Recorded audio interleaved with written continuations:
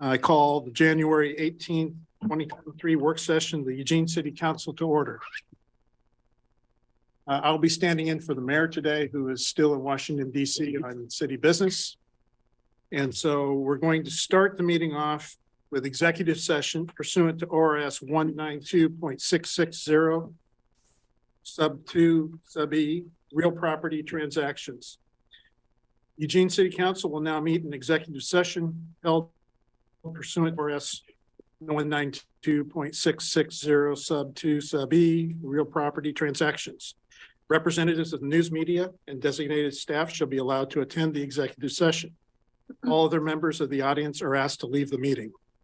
Representatives of the news media are specifically directed not to record or report on any of the deliberations during the executive session, except to state the general subject of the session as previously announced. No decision may be made in executive session. At the end of the executive session, we will return to open session and welcome the audience back into the meeting.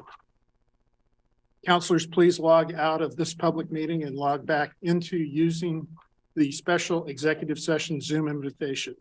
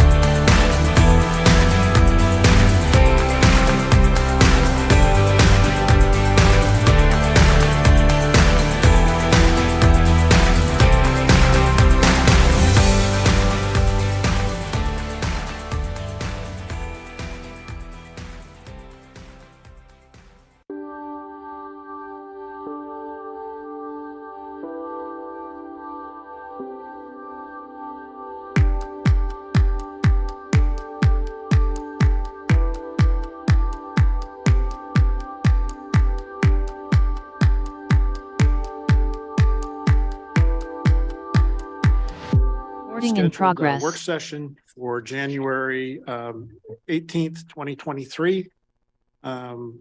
This work session is on alternative response study, and I will turn the meeting over to Assistant City Manager Christy Hammond. Christy. Thank you. I'm sitting in today at the table for City Manager Mederi, and I'm really excited to be back for the third time in front of council, providing an alternative service system response update. As you know, are your slides up? I have mine up. I don't know if they've picked them up yet. Okay. If you could go the second slide. So the purpose of our session with you today is to kind of walk through where we've been a little bit in terms of the analysis work that's been done in the 3 phases. You've had 2 meetings. One was in October and the last one was November 16th. The meeting in October was focused on the CAHOOTS data that was collected. And then the second meeting expanded to include the fire service response systems, as well as the basket of other alternative response services that the city is providing. One of the things post that meeting that I wanted to share is that what we continue to learn is that there's a level of complexity to the layers of response that we have and understanding the data. And so we asked and requested for, based on Barry Dunn's recommendation, to start the additional deep dive into the calls for service as it relates to all the systems that we're using, so that we can really get some critical information to understand our calls for service better, who's showing up to certain types of calls, so that we can really assess, do we have the right level of service to do that? Do we need to make some adjustments? What gaps in the system do we have? And so that work is going to continue post this session as we learn more and put together systems maps and things like that. So we'll continue to keep council informed as we move forward. But with that, I want to also introduce our colleagues from Barry Dunn, Michelle Weinzettel and Thomas Shea. This is Thomas's first meeting here. He's been in front of council many, many times all over the country, but has a strong law enforcement background, and we're happy to have him here today. And also at the table is Jeremy Cleversey. Jeremy is obviously one of our staff members, but has been leading us through the entire project since last spring. And so really glad to be at this point and thankful to all of you for your work. And with that, I'll turn it over to you, Michelle. Thank you. Well, good afternoon. Is my mic hot? Are we good? Mm-hmm. Okay, perfect. Without too much further ado, we're going to walk through a series of slides, kind of give you a little bit of background about a number of different things along the way. As you might already have surmised, there's a lot of complexity to this. We're going to try to synthesize a lot of conversation, work, interviews, data review, all of that into a fairly succinct conversation today. But just to kind of frame this for everyone, really this study intended to take a deep dive into the various volumes and structures of your response system throughout the community. Primarily, what we're talking about as alternative response. And by that we mean it's not just standard police response or standard fire response, but what are these kind of different or alternative methodologies and responses that you've created within your community? So to that end, just to be clear, we didn't study general police responses or general fire responses. We really were focused on individual departments responding to a variety of different services throughout the community.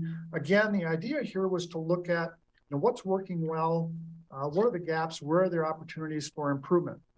One of the things that is kind of a persistent and underlying theme throughout this work is how do we make sure that we align the right service level with the right service need and demand, okay? Because really, and to put that more succinctly, it's about how do we efficiently and effectively, including cost, how do we deliver services efficiently and effectively, or most efficiently and most effectively across our system.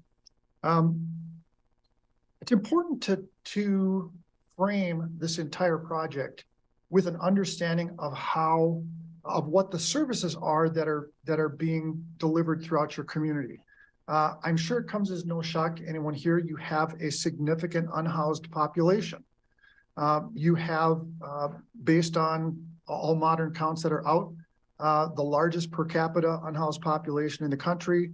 But you also have another feature that is a little bit different, and that is that when you look at the other cities that are near you in per capita, most of those are what we would call mega cities or megalopolis kind of communities that have a very different kind of a tax base, and so you have not only a condition with a high level of unhoused, but you also have some constraints based on the size of your community, and those things have combined to really challenge your response system, and in many ways overwhelm your response system. And we're going to dig into some of those different pieces along the way. Just so you know, part of my goal was to create as many acronyms as I could. There will be a test at the end of this. So I hope you have your note sheet handy. Just for, again, simplicity of having to write the same thing 100 times in a report, right? But we're looking at your system as a call for service response system, or a CFSRS, really the totality of everything we looked at. From a response system, this city has really sought to be an innovator in delivery of services. And in fact, interestingly enough, when we think about CAHOOTS as a crisis response model, this didn't just happen. We're going back decades, which is remarkable, that someone at that time had the foresight to move and advance that model. And we'll talk a little bit more about that, but it is important. And I think, kind of underlying all of our review, you have a group of dedicated staff members, supervisors, leaders, partners inside and outside of your official city government structure who are extremely passionate and dedicated, and who very much seek and strive to serve in ways that present challenges in a lot of ways to some of those very people that are providing those services. And indeed, some of the services some of your staff are providing are not things they necessarily signed up for when they took the position, as we've seen various roles and responsibilities meld into existing positions. It's also important to understand that, the city has gone out of their way to equip people. We'll talk a little bit about this throughout the project.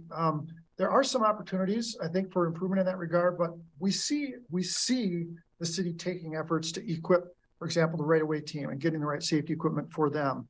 The other thing is, and I just want to mention that, and again, for anyone who's watching this, the city is spending millions of dollars a year on this response system.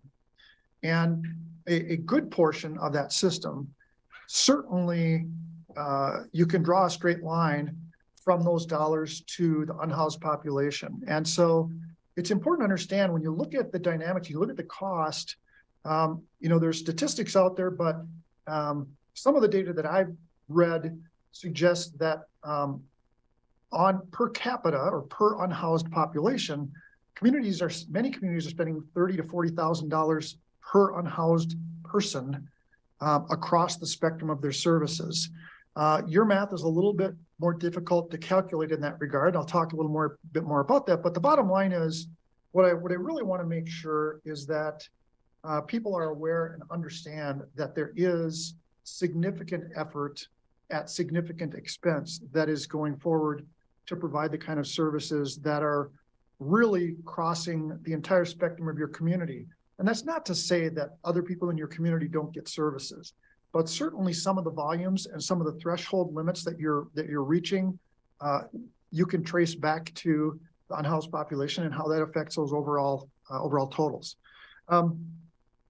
Again, I'm sure that you have seen a lot of this, but community surveys and talking to the folks from Eugene, what are the things that are concerning to them, and what are the things that are at the fore and at the front of their mind? And a lot of those things involve, public safety and unhoused, and being able to use parks and not feel intimidated, and some of those pieces. And I'm aware that these are things that you have explored as a community, and obviously need to continue to do so based on feedback from the community. I did want to give a quick rundown on just a handful of things you see in the executive summary. I'll talk at some length about kind of your robust system. I've talked about the unhoused response. We mentioned, in the first visit, we talked about cahoots. I want to make it clear that the crisis response is a huge and important piece. In the same breath, there are challenges with the nature and structure of how the services are being delivered that have impeded the effectiveness of that service delivery to your community. And there's opportunities there for improvements, not only from an output standpoint, but also from a cost standpoint. Your call for service volumes are significant. You will hear as a recurring theme, data. I've talked about this with you, I think, in both of the prior two sessions. You have some significant challenges in your data. And there are some, and quite frankly, to Christy's point, one of the things that we're going to talk about today is a call for service realignment. You might say, well, what does that mean? Well, what call for service types are there and who's going to them? And are we sending the right resources to these calls? That's what we mean when we talk about call for service realignment. And by the way, just to put this into perspective, based on our look at your data and a collection of services, you have roughly 600 categories of service types right now within your computer-aided dispatch system for police and fire, within your maintenance management system and work request system, and those outputs. So it's an arduous task to try to compress those and figure out how should those align. And again, I'll talk more about that. We looked at the ambulance response model. I'll just say this. We took a deep dive into this. What the fire department has put together is an excellent model. They put together very solid goals and objectives for that model. And frankly, the solution offered, if that path remains on track without significant deviation, should produce the kind of outputs and outcomes and results that satisfy the goals and objectives that you sought. We know that there's a separate issue that's arisen during the course of this project, which is the change to the non-emergent transport system. And that really does complicate the model even as it's been proposed. Data and coordination, I'll talk more about this, but there's a real need to be clear about what data we're going to capture, make sure we capture the data, make sure it's coordinated, make sure it's shared, and make sure that we have a level of granularity that allows us to analyze that data going forward. The good news is we have a lot of information for you. The bad news is there's more work to do after you get some of those pieces put in place and go back and look closer at some of these data systems and the new data that you gather following construction of these new systems. The last thing is we'll talk a little bit about the mobile integrated healthcare services and really what that looks like and how that funnels into your overall system. And as, again, at present, that's really not a part of your system, but it's one of the things that we were asked to look at and provide you with some background on as we go forward. This is a very quick snapshot, just a kind of a system component wheel that talks about what are our service origins? Where does stuff come from? It really comes from the community. Most of the data is captured within CAD, and that's the computer-aided dispatch system through Lane County Communication Center and at Central Lane Communication Center. Sorry, I got that wrong. And an MMS, which is your maintenance management system, which is where your work orders come through largely for the public works and planning development side. On the outside of that, if you look, there's 5 pieces to that puzzle, including planning development, fire department, police department, public works, and then various city partnerships and contracted externalized services. And I want to be clear that these, despite the fact that they look equilateral, these have different sizes and shapes based on, this is not a volume-based chart, right?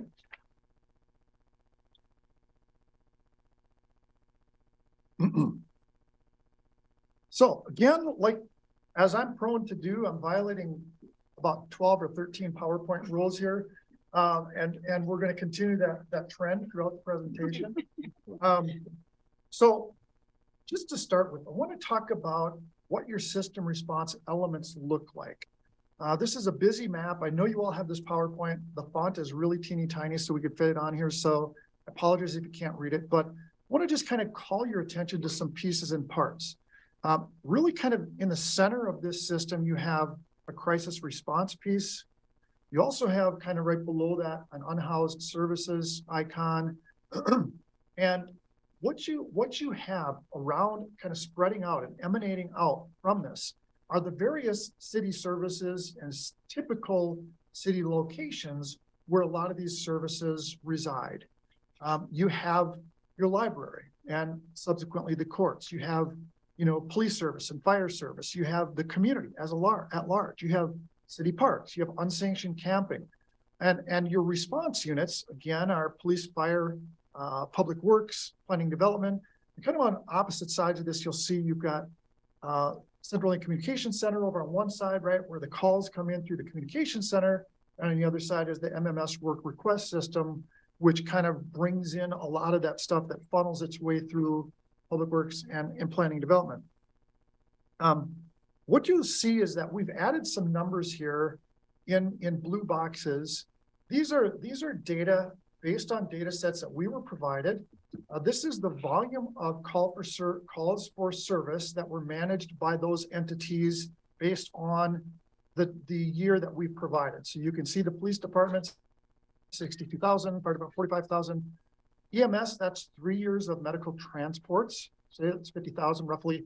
Crisis response at 16,000. That is, by the way, from Cahoots. That's the data that they gave us.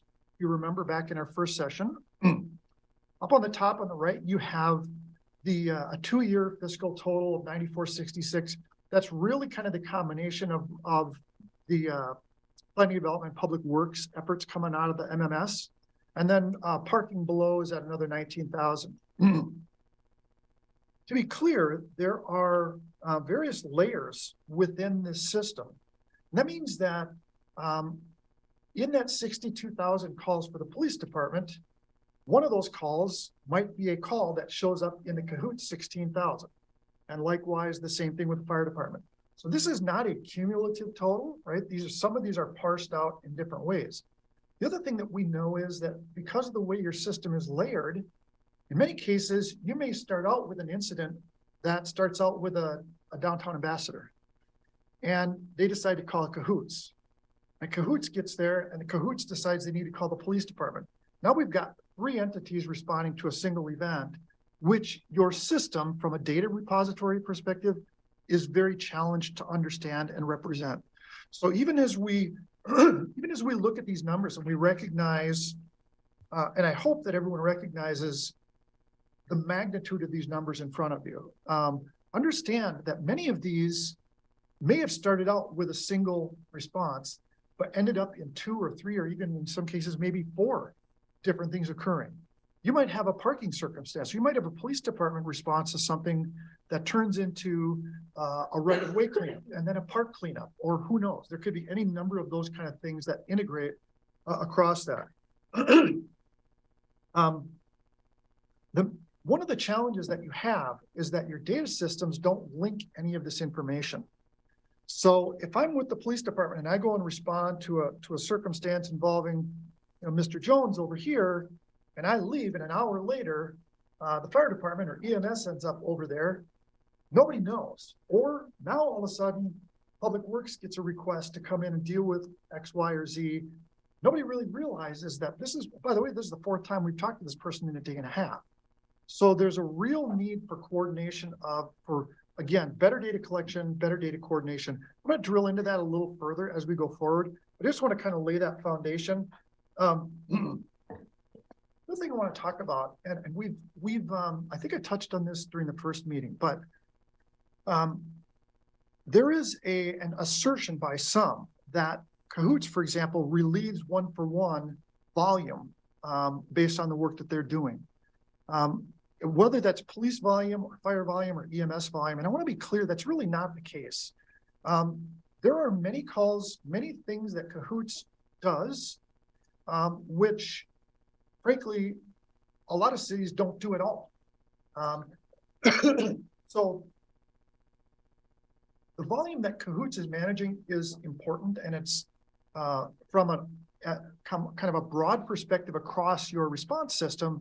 It's important, but I just want to be clear that there isn't really this interplay with, well, one number over here means one less number over here. And in many cases, there really are those service overlaps that generate a multiplicity of services.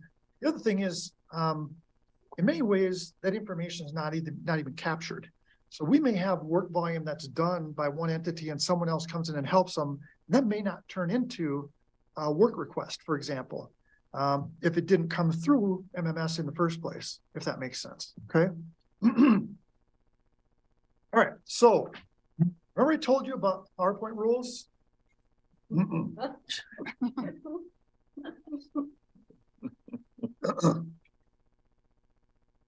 I think Christy started off by talking about the complexity of your system.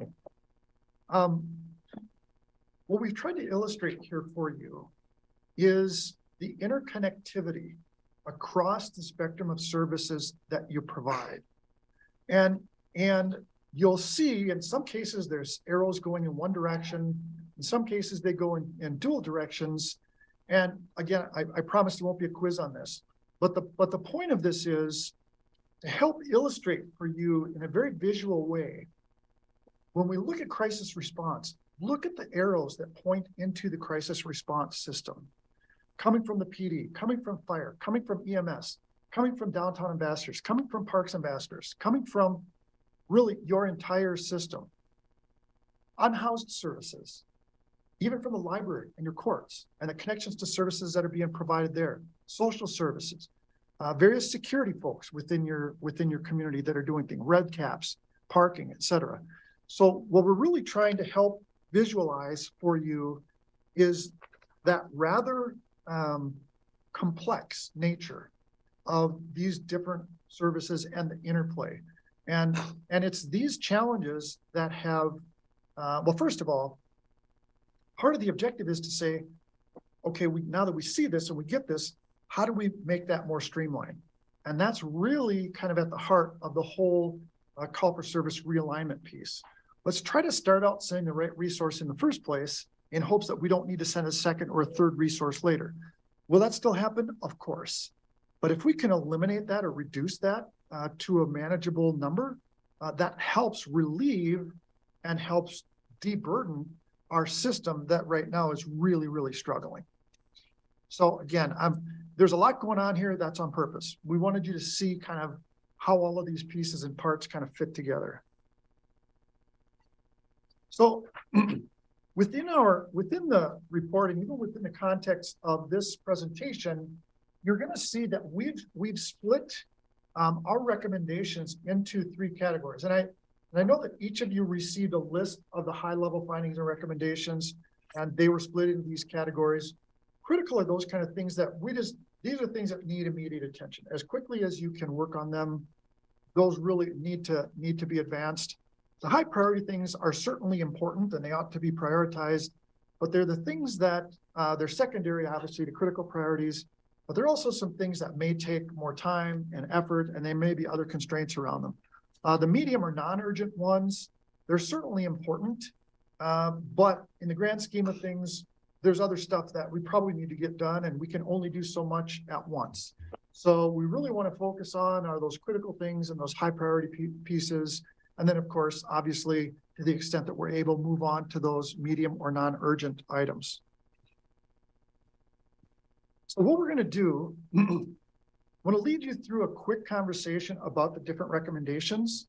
We'll start out like this with just a bullet point of the different recommendations, and then I'll go to a different slide for each one, and we'll talk a little bit about the pieces and parts that go along with each of those recommendations.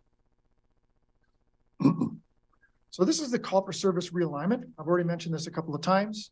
There really is a lack of clarity for distribution of work across the system, redundant responses, multiple responses. And really at the end of the day, it's again about being efficient and effective. Are we using our resources in the most efficient, effective way that we can? Recognizing that there will still be those multiple responses from time to time. Well, let's make sure that if we only need to send this resource, let's send the right resource at the least expense with the least amount of effort that's reasonable, right? Without undercutting anything, so that we can preserve the availability of other resources throughout our system so that they can respond to those more urgent matters that might require a greater level of service. One is really to understand what your kind of city and contracted services and responsibilities are. By the way, I know if Christy mentioned this.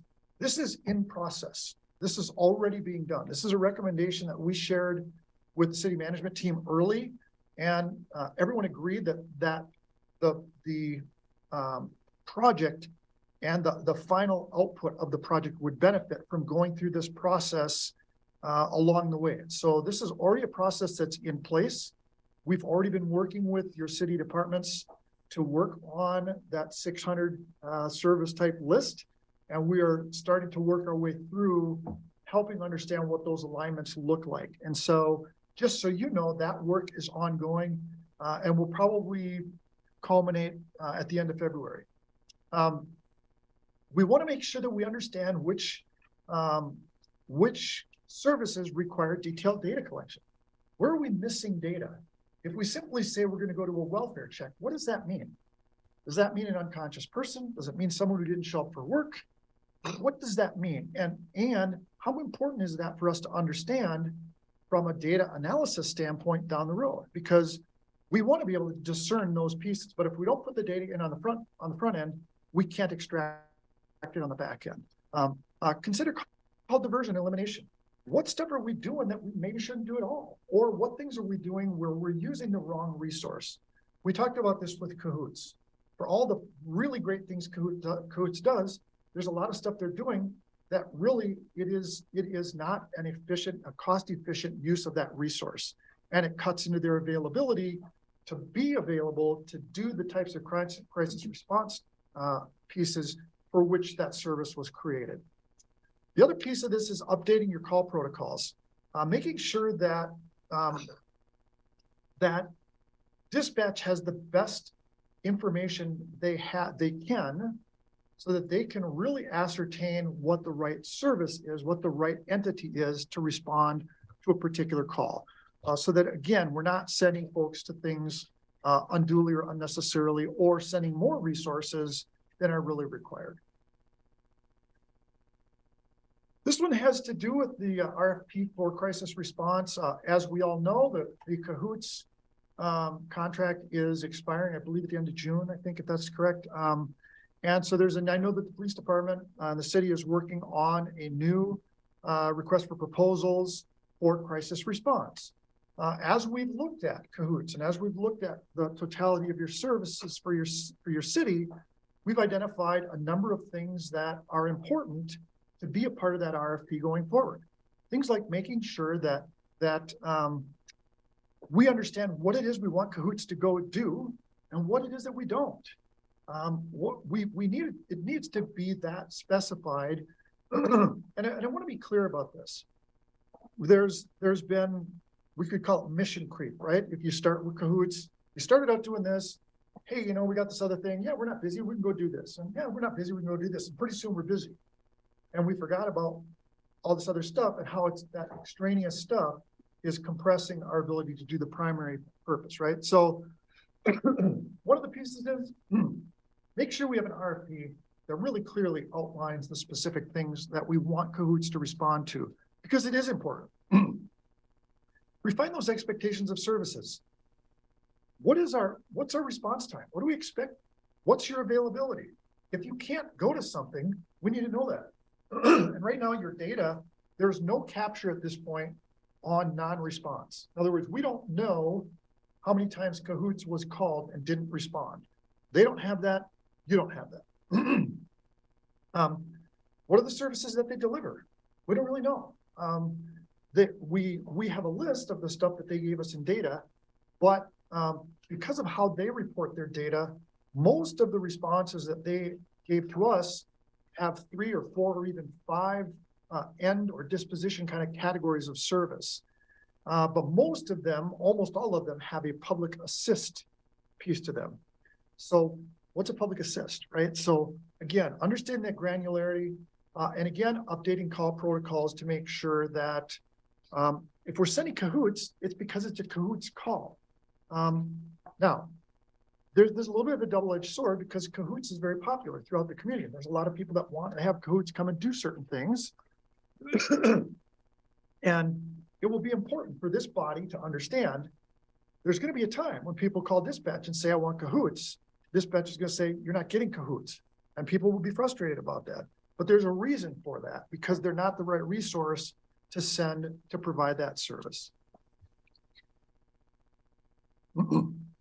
Another recommendation we have is to think about creating an alternative response coordination position.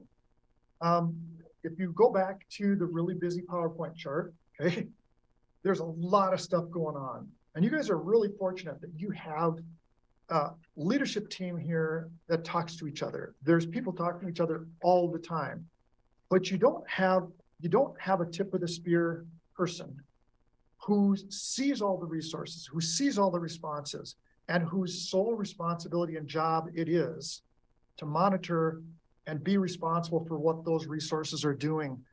That's not to say that it needs to be, it's not an oversight position. It's a coordination position. But you definitely need somebody to be in an ongoing permanent liaison role to work with your various city departments and your external city partners, whether that's DI or whether that's, yeah, they get that right? EPI. Downtown. Yeah, so the main thing is there's a need really to have someone with dedicated time to coordination of your CFSRS. There is a lot of redundant and duplicated effort. You're going to need somebody that can continually monitor that data, monitor those outputs, and look and have those kind of conversations. And by the way, you've got great executives running all your departments. You might be surprised. They're busy, right? They got all kinds of stuff they're doing. So as much as it would be great to say, well, we'll just pull these people together, you need somebody that can really dedicate their time and effort to this. So this is probably one of our stronger recommendations. There's just a real need for you, especially given the complexity of the different things that are going on. What kind of job roles? Again, liaison to the departments, monitoring data. And also another recommendation is providing community education. What are you guys doing? I'm not sure if your community understands. Maybe some of you don't fully understand, but I'm not sure your community fully understands the breadth and depth of services that this city is providing on behalf of its residents. And so it's important to have that kind of ongoing relationship with the community to educate and keep folks aware of the different things that are going on. All right, moving on to the high priority recommendations. Again, we'll walk through the list of these different ones. The first one is looking at your data collection. As I mentioned, you have your data collection right now is siloed. You have the MMS that's used for part of it. You have CAD database that's used for part of it. Cahoots has their own database. The parking folks or the downtown folks are using one. Parks ambassadors are using different things. So there's really a need to be able to couple this information. There's also concerns about the granularity, as I mentioned. We can't just say public assist. We can't just say welfare check. We need to understand what that means, because understanding those granular pieces helps you understand, are we allocating the right resources here? What is our volume demand? Should we be doing something different? And right now it's very difficult to discern that just because of the lack of that granularity. Again, those findings, they interfere with your monitoring. You can't really go back and say, hey, this is working or it's not working, because we don't have all the data pieces that we need to do that. We also don't know what the responses are across the network. If the Parks ambassador deals with someone right now and the police department gets a call 2 hours later, they should be able to know that. But that data isn't collected. And so there's no way at this point for the police department to even realize that's occurring. By the way, when you do that, And when you can pull that data and monitor it, what you can see, and we've seen this in other communities, what you can see is that there is the cream that rises to the surface.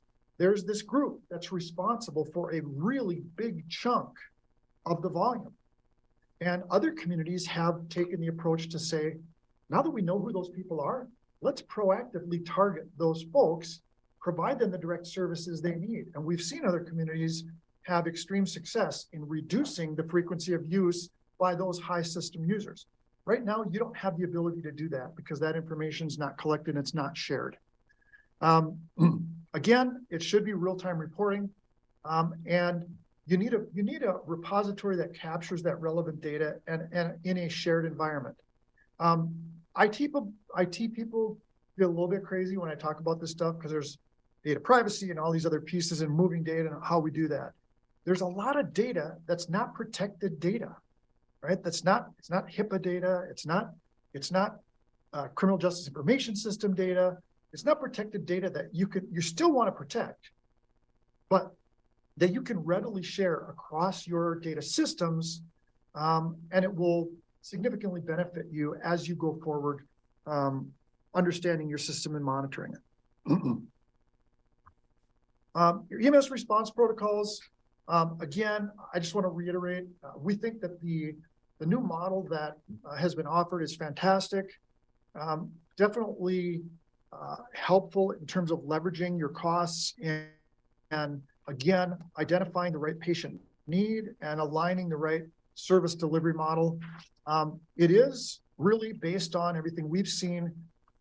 The goals stated in the model should be attainable and achievable based on the changes that you're making, notwithstanding the fact that the change in ambulance service piece from your non-emergency transport adds a wrench, certainly, and there's additional considerations that have to be discussed. Again, it's important to look at this new model and how this affects and has an impact on other service delivery areas for the fire department. So again, for those that may or may not have full understanding of this, right? Generally speaking, combination firemen paramedics have been the ones responding. This is shifting now to not just exclusively using combination fire medic personnel, but using other personnel that are more dedicated to EMS. But how does the use of all these personnel affect the totality of the fire department and its service availability, not only for EMS, but for its fire service responsibilities? So there's a need for that. Looking at your ALS service types and understanding which of those really require elevated response. There are certainly critical ALS, advanced life support, or advanced life support medical services come in varied shapes and sizes. There are a succinct number of those at the top of the heap that say, we better send as many people as we can because these are really, really life critical. And then there's a whole other layer in here, which we don't necessarily need to send, everybody that's available to.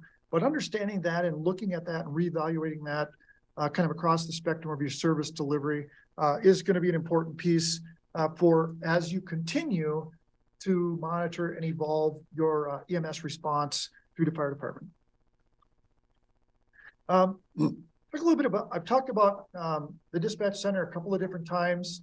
And by the way, this is not unique to your dispatch center, okay? Dispatch centers across the country struggle with trying to ask the right questions to get the right resource to go to whatever service need there might be. And some people that are frequent system users are wise to that system, and they will say things to dispatchers, which dispatchers can't ignore, which prompt them to send a different resource. But having said all of that, we did see, and we did make some observations about challenges with aligning dispatch protocols with service dispatching. And so really this is, there is an opportunity here to continue to fine tune that dispatch protocol network. And by the way, this is a very integrated piece of the call for service realignment that we talked about.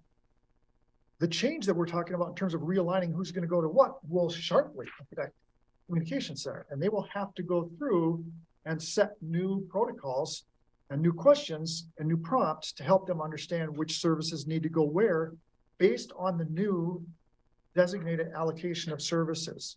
So we may currently have a service right now the police department's going to, and we say, we're not gonna send the police anymore. That's gonna be an EMS call, or that's gonna be a parks ambassador, or whatever that might be. Dispatch, as far as they know, that's still the police. And so we need to make sure that that's clear for them. Limited duration positions. One of the things that we know that you have done, and you've had some really great one-time funding available to you to create some different limited service positions in a variety of positions that serve to benefit and expand your service delivery model. One of the disadvantages of that is that it creates uncertainty with staff. People get into a short-term, they get into a limited duration position and they go, I really love this, but gee, I don't know if I'm gonna have this job in a year. And well, gee, Springfield over here has a full-time position to do that. Maybe I'll go over there, and because I know I'm, and so it potentially creates job stability challenges for staff and uncertainty. Why? Look, I know what job I'm doing right now, but I know this thing ends in March, and I don't really know what I'm going to do. Nobody's told me, right? It also affects recruiting. So if I've been put in a limited duration position and my position is vacant, now we bring somebody in for that, and they know they're in a position which could be, replaced by the person who was in that role, they're going to be looking for work. So the punchline to all this is we absolutely realize and recognize the budgetary pieces and parts that go along with this. What we just want to underscore for city is recognizing that these limited duration positions, they have an impact on your system. They have an impact on the psyche of your staff. And to the extent that you're able, continuing to monitor and look for opportunities when those positions have proven their value and worth, to say, look, even if the funding ran out, we need to keep this position. If that's the case, let's make sure we secure the funding and let's let our people know, and let's try to just keep them apprised of what's going on so that they have less trepidation about those things.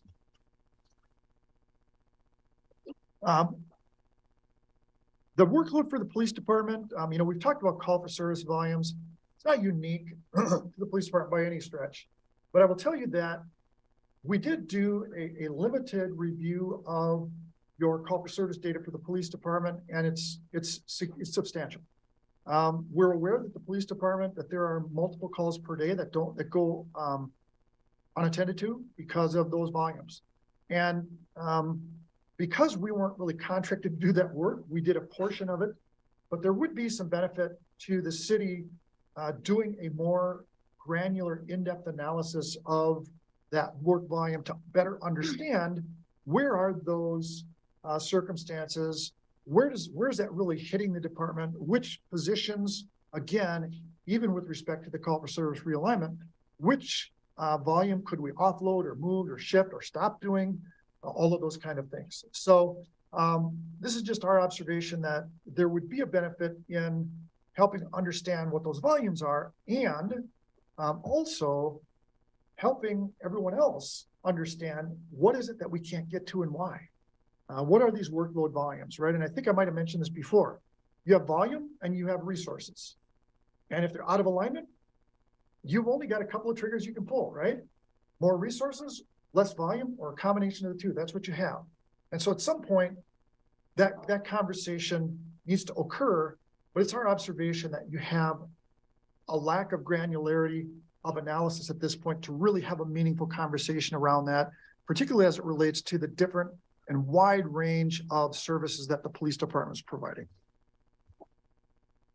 I mentioned this a few times. You have your MMS, your maintenance management system. This is really where a lot of the, on-street camping, parking, right-of-way cleanup, a lot of these things come through this work order system, and they find their way to various staff. There's something like maybe a dozen categories of service in there, which there probably should be more like 50. So we know here's this list, but it's a tiny list. And it just doesn't give us the back end granularity that we need. The other thing is there's no real-time notifications. So if I make a report at, 7 o'clock on a Friday night, the person who monitors that system comes in at Monday at 8 o'clock and finds it, and then they're going to tell someone. So again, having that more real-time notification could be important to expedite the service needs and demands associated with that work request. It's our understanding that this is a city-developed software solution, which IT staff have the ability to update and make changes to. And so we're suggesting that the city look at improving and updating various aspects of the MMS so that it captures the right information and data. And, we'll take this to another level and say this, that as your staff do their work, it needs to be recorded somewhere. Whether it's MMS or whether it's CAD, it needs to go somewhere. One of the things that you don't have right now, if you look at your MMS, it says we got this thing, we went and did it, and we're done. We don't know how many people did it. We don't know how much time it took those people to do it. And so it makes it complicated for you to say, well, gee, yeah, we had 9,400 public works and P&D incidents that went through MMS. We don't know what that means in terms of hours. We just don't have that information. And you need that as a part of monitoring your system going forward. All right, moving on to the medium priority recommendations. One of the things that I might have talked about this previously, but this notion of wall time, if you're not familiar with that, an ambulance gets to the ER, you've got a patient, the hospital says, hey, we're really busy with some other patients. Can you just wait for a minute or wait for an hour or two or whatever that might turn into? It's called wall time because the paramedics got the gurney up against the wall and they're waiting for somebody from the hospital to say, hey, we're ready to receive this patient now. You have an overburdened EMS system. Let me say that again. You have an overburdened EMS system. You can ill afford having paramedic EMT staff standing on a wall waiting for the hospital to receive a patient. Without getting into all the ins and outs of the hospital and what they do or don't do or whatever, the bottom line is this wall time interferes with availability of your EMS crews, period. So it's an observation that we've made, by the way, not unique to you, but one that really begs for a solution. And so there really does need to be ongoing conversations with the hospital about how we're going to resolve this. How do we move this needle? How do we improve this condition going forward? Because even with the changes to your ambulance response model, your system is still going to suffer if you've got crews sitting on the wall. So you really need to find, and really that's what this recommendation is all about. You need to get with your hospitals and have the conversation and say, how do we fix this issue? Hospital, your problem is you don't have enough capacity to receive this patient. That problem affects us. We need to help figure out how to solve that problem in one way, shape, or form or another. Working conditions and equipment analysis, I talked about this a little bit at the beginning, but we had some conversations with staff who talked about just wanting to make sure they had the right equipment. I also mentioned, you have some staff that, are doing things as a parks employee they didn't think they were going to be doing, cleaning up stuff that in some cases is not pleasant. And so we know that the city has done a good job of this. This is really just a statement of encouragement to say, go back and re-inventory with your staff. Do you have what you need? Are you missing anything? Are there pieces of equipment that would help you feel more comfortable and feel better about the work that you have in front of you, recognizing that, not everybody is getting a Lamborghini to drive from home to work, okay? So there has to be some reasonableness to it. But if staff are making reasonable requests for various equipment, make sure that you know what those are and make sure that you have an opportunity to provide those various pieces of equipment to staff as you go forward.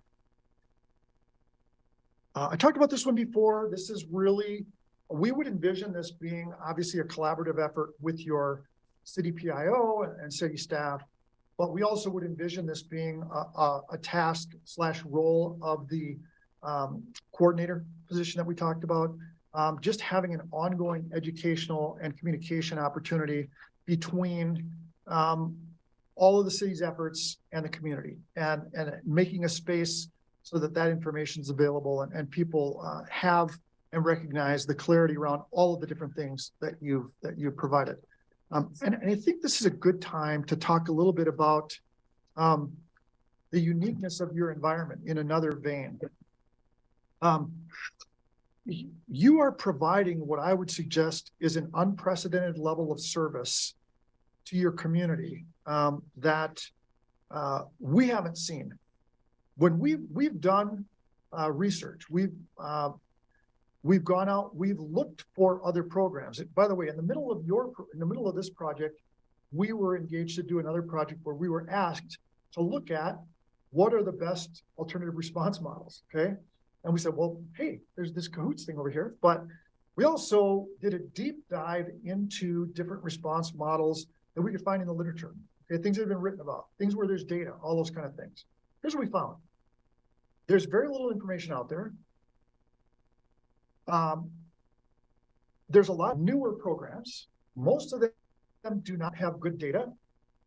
Many / most of them were framed against Cahoots. And in fact, many of them were created after conversations with your staff. So what I'm trying to tell you is that you have a system here in which you're doing a lot. You have been driving and setting this path for the delivery of these kind of services. And again, I'm not sure that's necessarily well known throughout your community and the level to which that you all have created this system to tend to the folks within your community. So this is really all about taking that opportunity to educate your community and help them be aware of what's really going on and what the efforts are of the city along the way. This is, so the mobile integrated health, community paramedicine is about meeting people where their needs are within the EMS system without having them enter the EMS system. And there's a lot of details that surround this. As I mentioned, you have an overburdened EMS system. Community paramedicine allows for you to go in and address some of these issues with people before they formally enter your system, and add volume to your ambulance response and your hospital emergency rooms. This is an avenue that was discussed early on during the whole CSI piece and even in advance of the ambulance response model. This didn't make the cut, if you will, at least at that piece. But we're really suggesting that you really take a look at this and take that step back and take a fresh look at this, particularly in conversation with your other EMS partners throughout the greater Eugene area. There is significant evidence that these programs reduce the burdens on emergency EMS type responses and on hospital rooms and even just clinics and other locations. So and a lot of these systems have the ability to bill back and to receive funding from sources other than city coffers. So the potential really does exist for this to provide a lot of benefits to you, relieve your system, reduce costs across the broader system, which ultimately has a trickle-down effect to the entirety of your service response. Just a couple of pieces to kind of wrap this up. One is, as I mentioned, we are in the midst of doing that realignment. And my apologies to the people on city staff who have asked to fill out these worksheets because they're kind of annoying, but it's important, I promise. That work is ongoing. When we have finished that, part of the thing that we want to do is to take that depiction with all the arrows and hopefully make it a little bit easier to see and understand. And so as a part of the final report that you receive, there will be a system map that hopefully helps add a little bit of, again, understanding and visual recognition of how all of these pieces work. Much of that system map is difficult to write because we're not sure where all the services are going to land yet. Okay, so ultimately we will finish up the realignment, finish up the service map, and add all of that information to the report to complete that study. And obviously that report will come back to all of you once it's all complete. And so I'm going to stop. And I'll take any questions people might have. Thank you, Chief. I really appreciate the good work that's been done here by you and your team. Based on my past professional experience in this system, you're spot on. And I think that this work is going to help us improve, which I think we're all very focused on continuous quality improvement. So thank you for that. With that, I'll open this to questions from council. Councilor Evans. Yeah, I think this has been a fantastic presentation. I was going through the AIS again last night. This is excellent work that you've done. I have about 3 questions right now. I may need a second round. One is the thing that you pointed out, which has been underscored through your presentation now and in the last 2 presentations you did, is the fact that we have been leading the way in terms of best practices across the country in this regard, particularly with Cahoots. And I know and understand that Cahoots is deeply under-resourced, is asked to do things that it was not originally charged to do. And one of the things that we really need to do is to realign our systems so that they perform more efficiently based on what their charges are. One of the other things that really struck me was the need for capacity enhancement. And how do we get to the point where we can really enhance our capacity, stands, being able to ask at the state level, at the legislative level, for the kinds of resources that we need, whether that be money or other kinds of resources that will allow us to better shape or realign our system. And then looking at the non-emergency calls for service. One of the things that I have noticed over the years is that a lot of people have been able to game the system, so to speak, and they know who to call and what to say, to dispatch, to say, okay, to get me the ride that I want to the doctor's office versus what, people need to get in a crisis situation to the hospital for treatment or to some other entity for treatment. So I think that my 3 questions are wrapped into one is, how do we address the capacity elements that we need to address? 2, the mayor has been working with the Oregon Mayors Association on getting us some more resources at the city level to deal with the homeless crisis that we have on our streets. And I kind of agree with her on that, but I have some issues with that with regard to our county partners being able to have more resources to do the jobs they're charged with, because we're not a social service organization. And so I will need a second round mayor of the moment. Thank you, Councilor. Councilor Leach. Did you want me to respond to that? Or? I'm sorry. Yes, by all means. I was just going to say that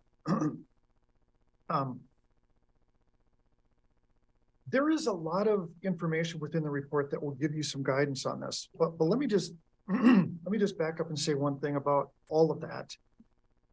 One of the more substantial and significant challenges that we've seen is just the lack of data and the lack of data granularity. It's difficult to say we need more resources. It's difficult to ask for, you know, I remember as a police chief, gee, we need more cops. And they're like, why? We go, because we're busy. And they go, well, prove it, right? And so we need to have that kind of granularity and understanding so that we can monitor effectiveness. And that oftentimes leads to the ability then to convince people, whether it's legislatively or wherever, that additional resources are warranted. So.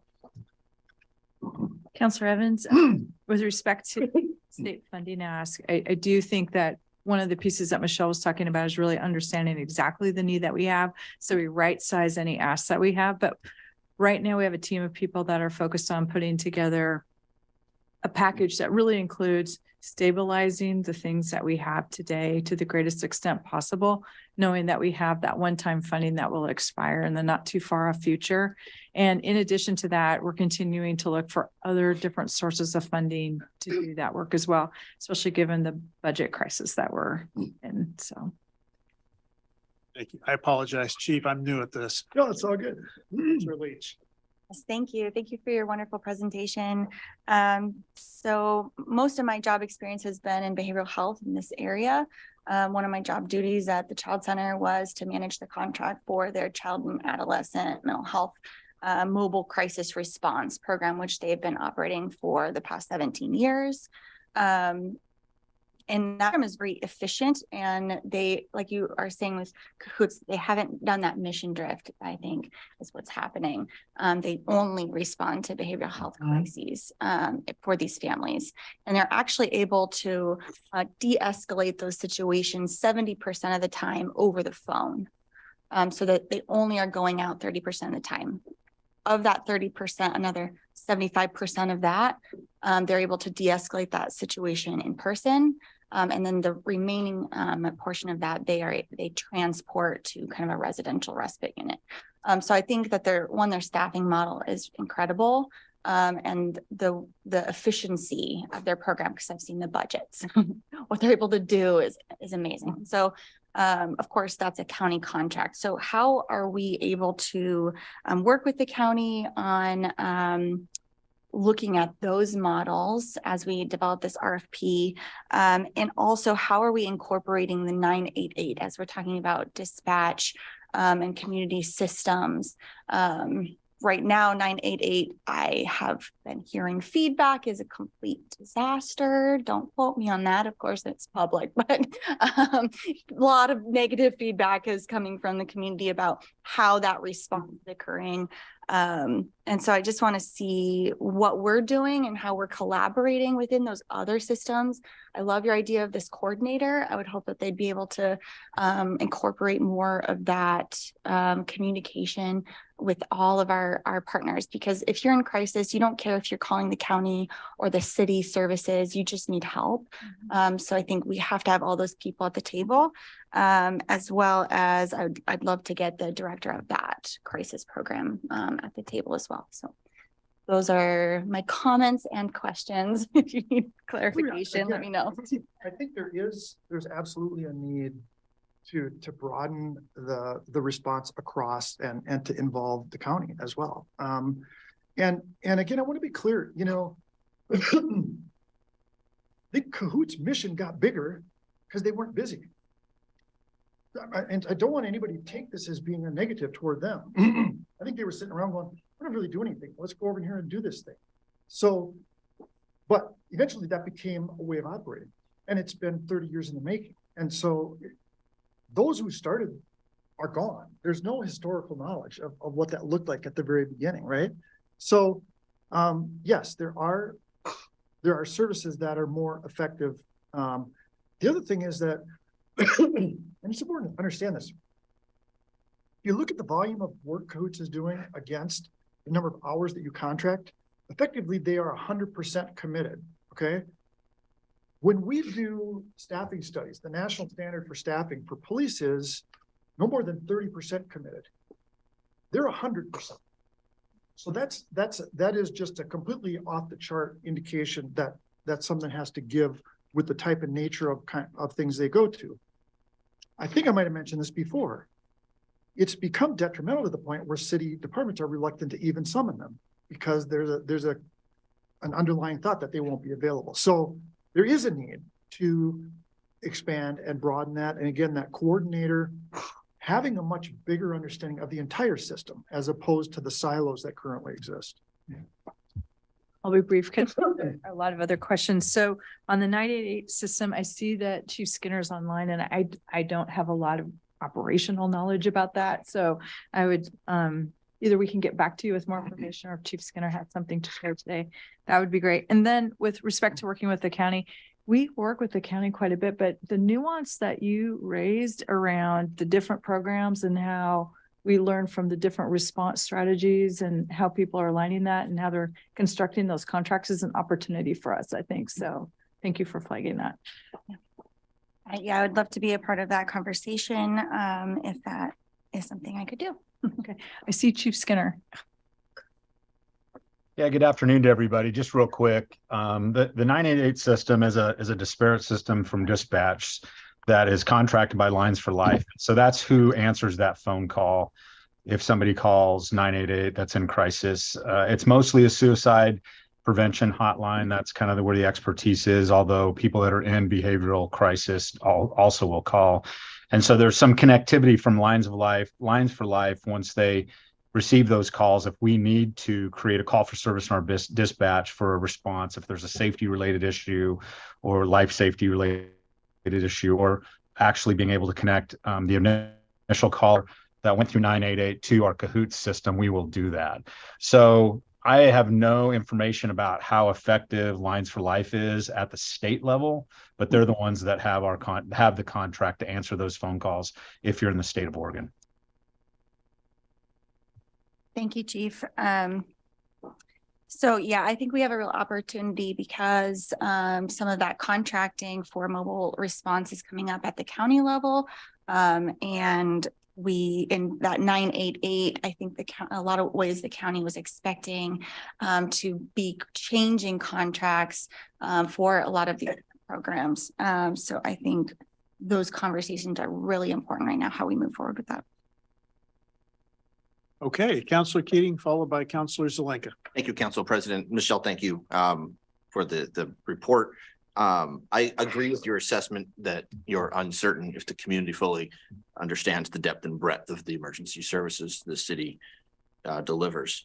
I'm most interested in data, the wall time observation piece, and the community paramedicine. In regards to data, I recognize that there's a balance between data privacy and using data to make informed decisions.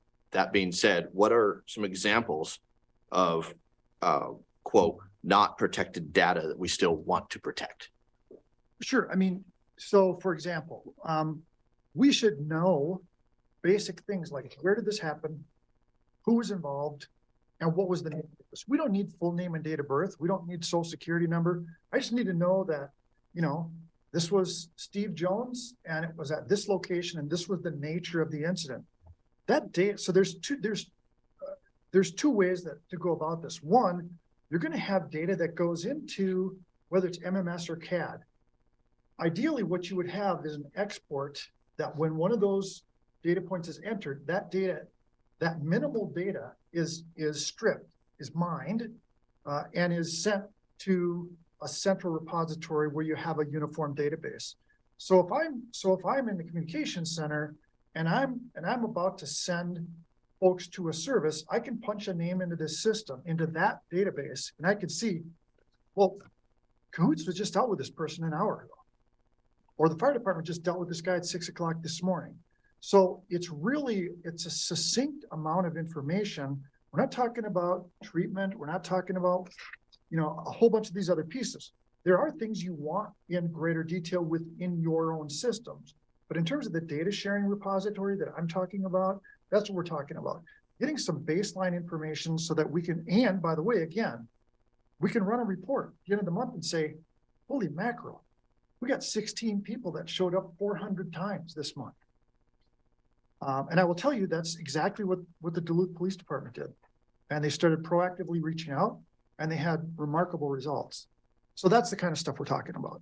Helpful. Thank you. I'm also interested in further exploring the wall time observation concerns, challenges that you mentioned that aren't exclusive to our community, but clearly revolve around hospital capacity when receiving a patient. Is it a staffing issue? Is it a paperwork issue? Is it an insurance or healthcare delivery issue? Can you expand it, please? Well, let me say this. It's not your hospital. You're not in charge of the hospital, and you're not in charge of their policy or the rules or the laws that govern what they do. But what they do and or what they don't do, or the challenges or problems that they have, impact your side, right? And so we can say to the hospital, hey, listen, this is creating a problem for us. And ideally, in a perfect world, we would work with them to come up with solutions that benefit both of us. But at the end of the day, if the hospital has a capacity problem and it's impacting you, then, and if they're not able or in a position to correct that, then you have to ask yourself, do we want to live with this condition, or do we need to come up with a different solution that helps relieve us? So I'm not going to pretend to tell you all the rules about hospital admissions and how many patients someone can tend to, and what levels they have to, I can tell you, generally speaking, if a patient shows up at a hospital, they're pretty much required to treat them. But there's a lot of gray area about at what point they have to take immediate care over them, especially when there's other qualified medical personnel there. And again, I'm not going to try to pass myself off as an expert in that area. What's more important is saying, this is an issue, it's a challenge, it's been an ongoing one. It's impeding and it's prohibiting the efficient operation of your ambulance service model. How do we fix it? And finally, community paramedicine. Do you see that as in parallel or connection to a proposed behavioral health center?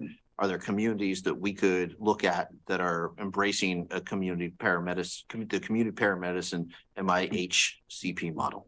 So, like the kind of models you're talking about, you're like Cahoots, there are places out there doing, mobile integrated health in a wide range of things.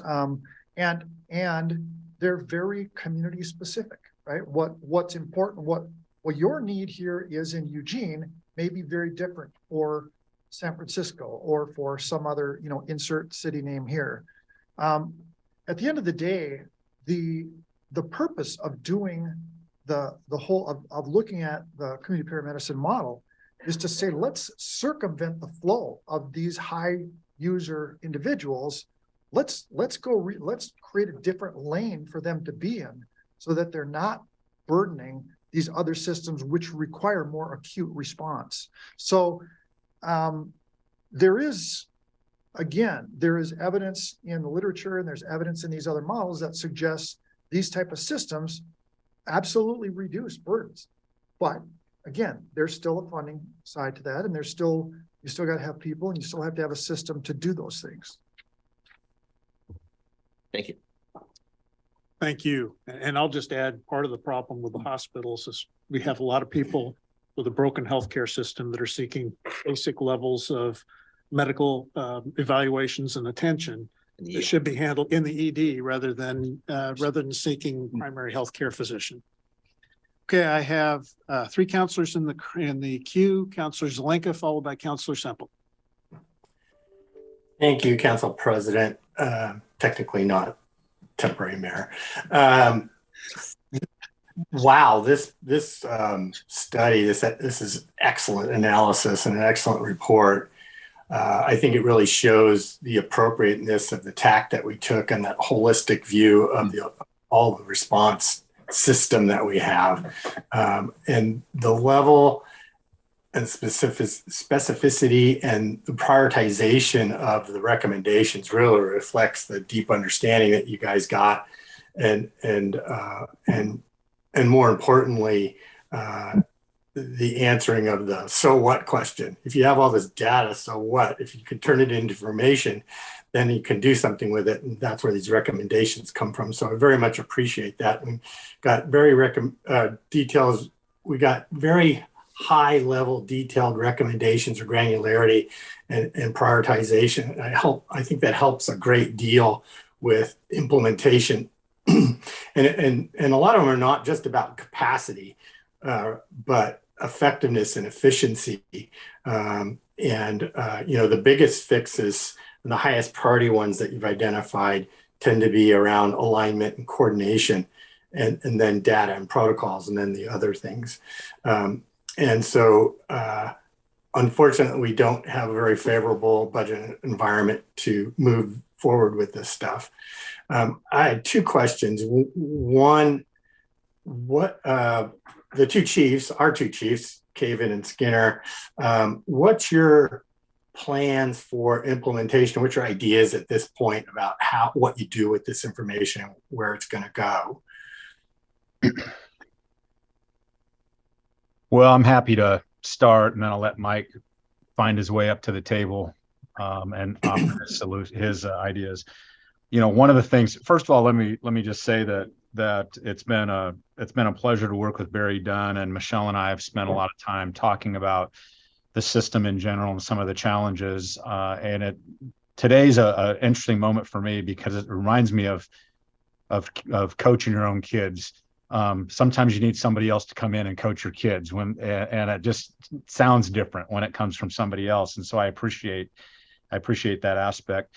One of the things that I've really been thinking about and talking with execs about is the volume of resources that we have all over the city that is touching some way a multitude of the problems that we have in our neighborhoods, whether it's trash or parking or crime, prohibitive camping, all of those things. We have HSOs, NSOs, we have community service officers, parking officers. We just have a volume of resources.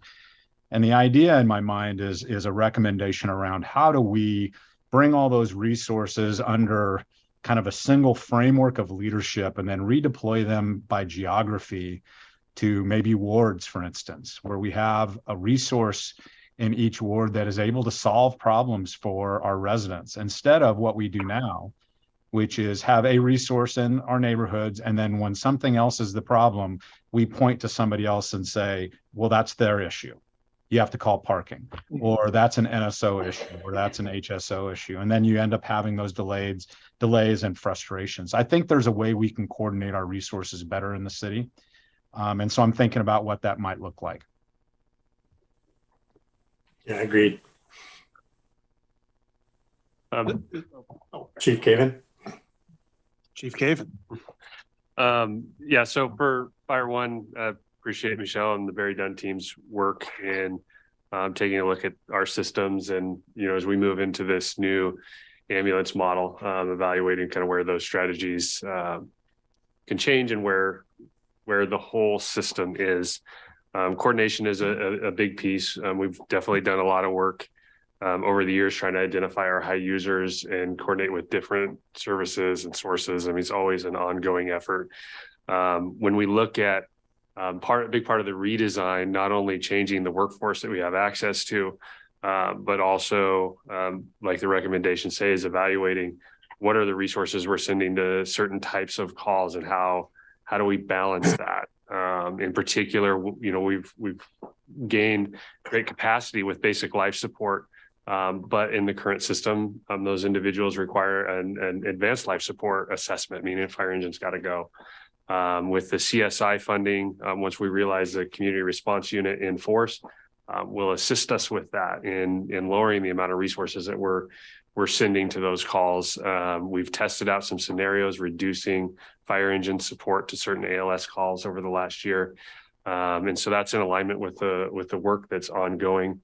When we look at, the strategies around community paramedicine, that was an initial proposal when all the departments kind of put their package of things to the table for CSI.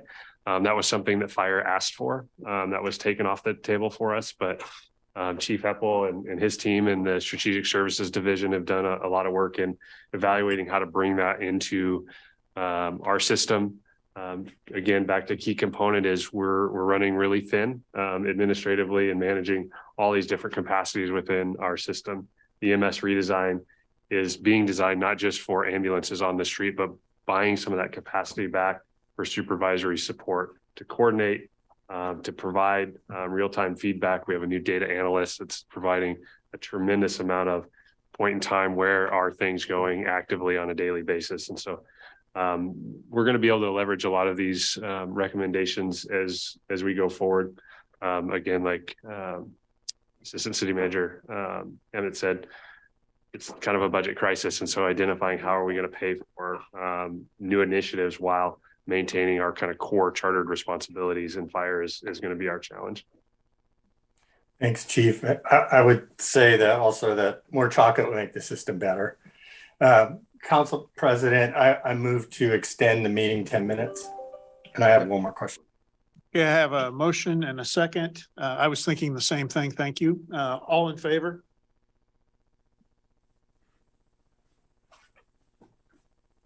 Aye. Motion passes.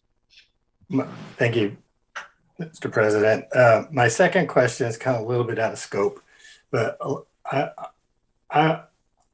the years I've been working on the homelessness issue and all its manifestations in our city really boils down to, for me, 3 root causes, which is affordable housing, mental health services, and substance abuse services. And we're ranked we're dead last in mental health services and substance abuse services in the country.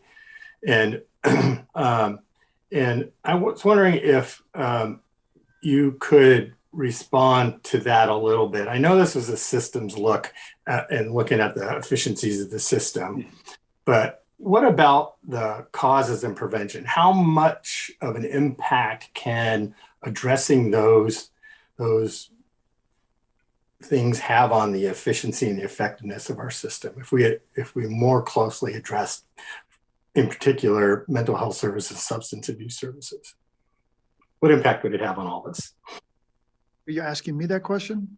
Yeah, that's for the it's for the Barry Dunn folks. Yeah, I mean, let me just say that I had the unfortunate occurrence to go through my career and watch the availability of mental health services deteriorate in my home state, in Minnesota. And to the point where it continued to get worse and continue to get worse and continue to get worse. And I wish I could sit here and give you this wonderful anecdote that's going to make you feel better about it. But quite frankly, very broadly, this country is in need of more mental health services, and they seem, for whatever reason, seem to be less and less everywhere we turn.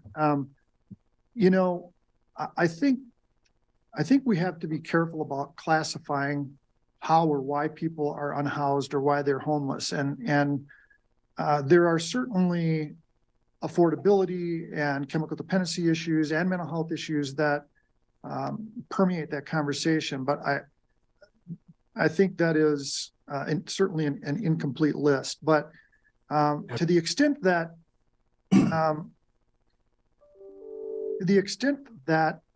individuals who are unhoused can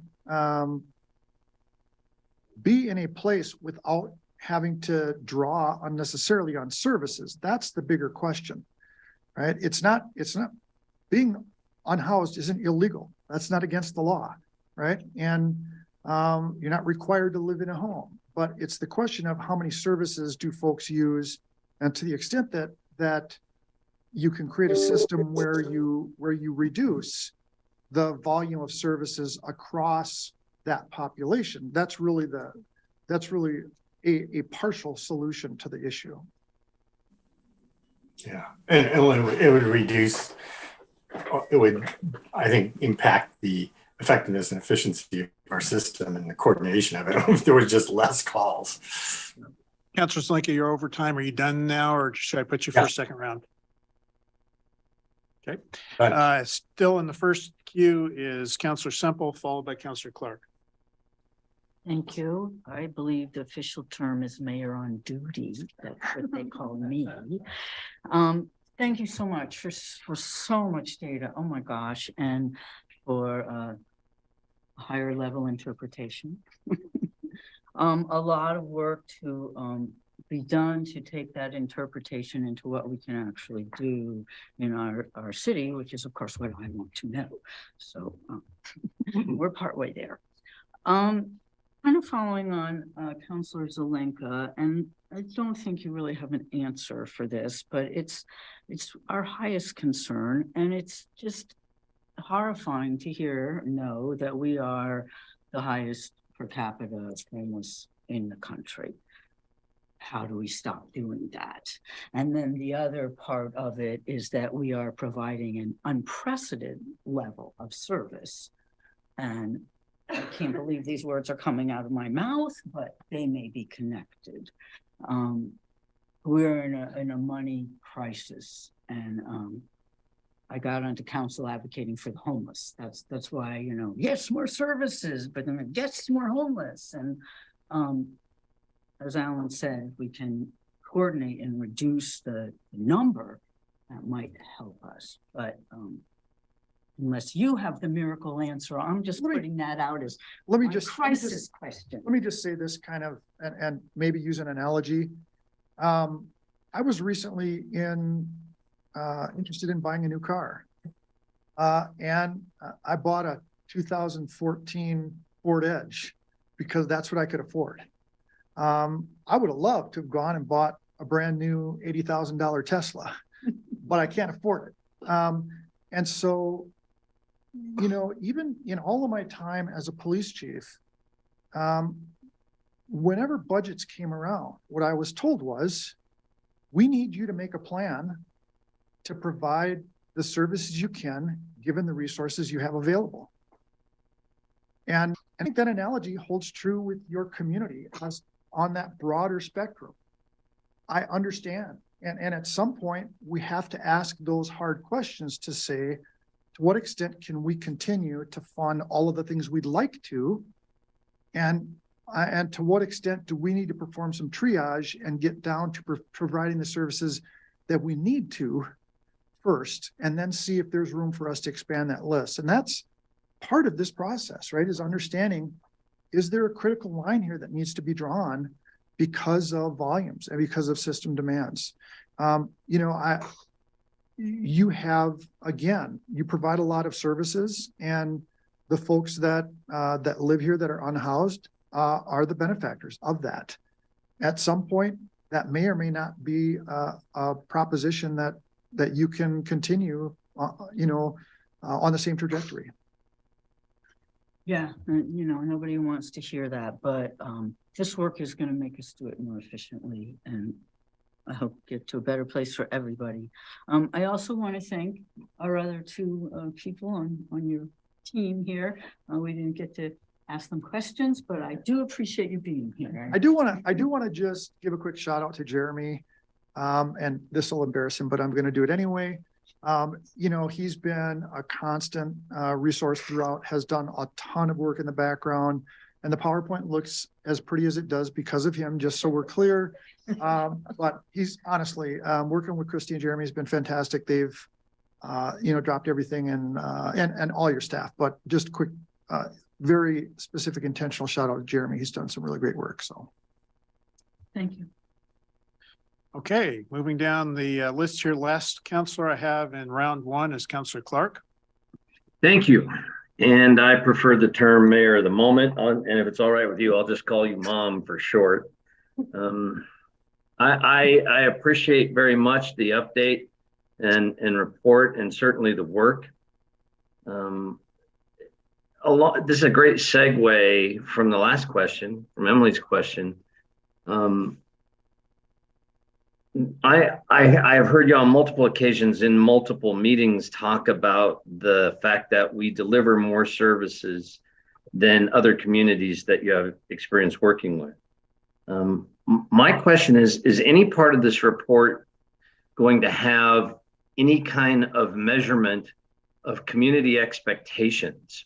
In other words, I have the question, are we delivering at the moment more or less than most people in Eugene expect in whatever circumstance the service category we happen to be talking about? I think that's a measurement I would really be interested in knowing. So that efficiency certainly is the point of this and very important, but right sizing it to community expectations seems also a reasonable goal to me. Do you have any comment on that? Yeah, a couple of things. First of all, our project did not include a community outreach piece. So we did not do that. I can't answer that question for you. But I would also add this. It is only now starting to come squarely into view what all those services are. And so I would argue that talking with your community about that is part of that communication piece that I brought up as a recommendation in conjunction with the call for service realignment, data shifts, more monitoring, et cetera, and coming to a point, and I realize, this is all a timing perspective, but coming to a point, and it might be 12 months, 18 months down the road, where we can say, listen, now that we have good data, here's what we see, what we're doing, here's what it's, let's go back to the community and say, what do you think about all this? And ask some questions.